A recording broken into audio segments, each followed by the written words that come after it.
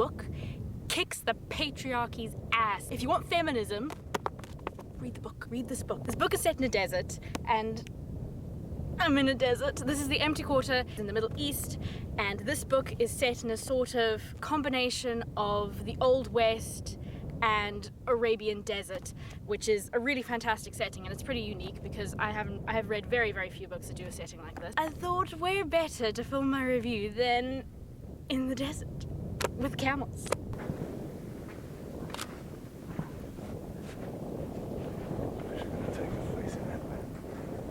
Following us, they're following us. Hi! Wait, whoa! Okay, bye! Oh my god! Camels! We just got chased by the camels!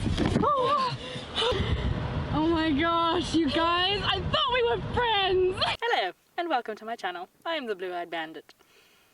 Actually, that's a lie. My name is Erin, and I'm just Erin. I wish I had a gun right now. That would be so cool. It would make this look absolutely perfect, except for the fact that I'm pale as hell. I've been living in England for 3 years, so give me a break. I might seem a bit subdued, but it is first thing in the morning, and I'm very, very tired, and I'm very annoyed because the mist decided to show up exactly when I wanted to film this, so you can't see my pretty desert. I left England a couple days ago, and the day before I left, I was in a bookstore and I saw Rebel of the Sands. And I stood there and I eyed it for a minute, and I thought to myself, you know what, Self? You're gonna be in a desert that's set pretty much just like this book. You can't not buy the book. The cover is really pretty. For my non-spoilery people who don't want this book spoiled, if you like badass female heroines who kick some serious ass fighting for equal rights in a world where women are treated as less than garbage, they're basically property, and the characters are fighting against that as well as obviously fighting against other things, you will love this book. I loved Armani. She's the lead character of this book. I really, really liked her. If you like characters that are really, really snarky and sassy and manage to lie without actually lying, then this is a book I would recommend. That's the bit of this review that's not going to have a spoiler in it. If you haven't read it, go and read it and then come back and we'll discuss. So for all my spoilery people, bye!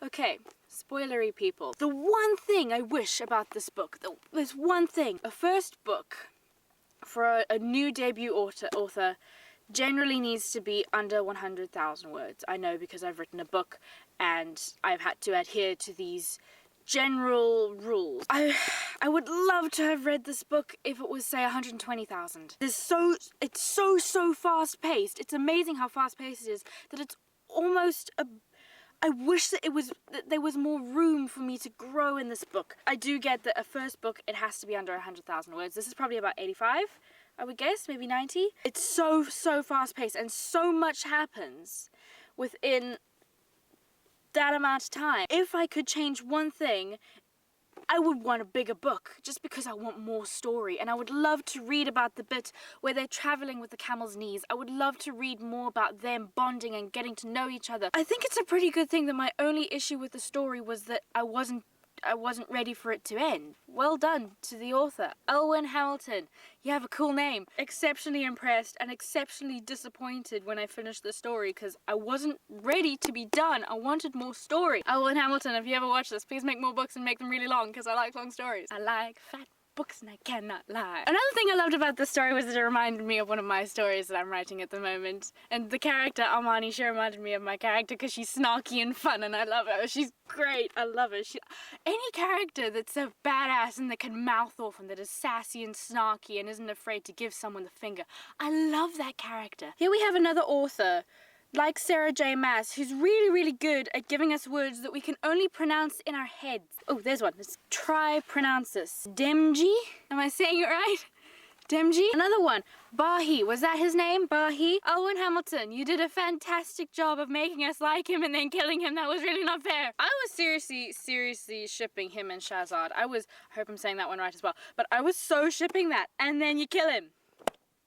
That was rude. I kind of like Norsham. There's nothing better than a villain who thinks that they're doing the right thing because they're not doing it for the sake of being evil. They honestly believe that what they're doing is the right thing to do. so beautifully written when it comes to the description of the desert and the place and the people and the life and how the sand is literally in your skin. Trust me, I know, I've been here for a couple days and it's everywhere. There was one thing that wasn't mentioned that I wish I was mentioned, but honestly I wouldn't think to think of it if I hadn't have been in the desert while reading it. It's the flies.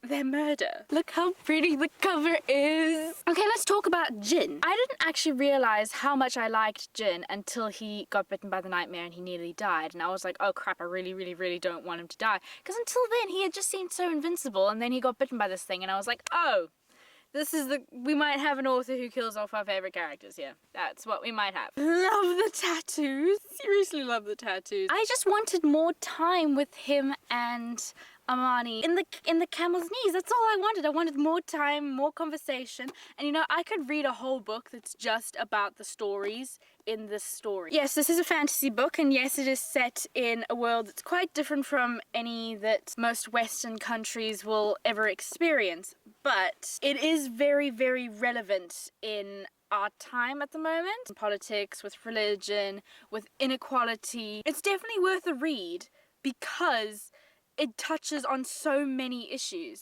Okay, let's talk about Amani's bitchy cousin. My word, bitch has gotta die. She's gotta die. I don't like her. Why did she do that on the train? Why? What was her reason? It was literally only so that her cousin wouldn't get a nice life. So that her cousin would be stuck or dead or... She was just a conniving, evil little bitch. The opening scene was brilliant. If you were not committed when you opened the book onto the first page, you were committed by the time you had finished chapter 1. That was so tense and so good. I loved the character right away. When she managed to get 2 bottles down with 1 bullet, instant love. I am so excited for the next book. Will I be reading it? Absolutely, I will be reading it. Let's talk about the Rebel Prince. Something's not right. There's something that somebody is not saying, and I don't think we know his full motive yet, or someone's full motive yet, but there is...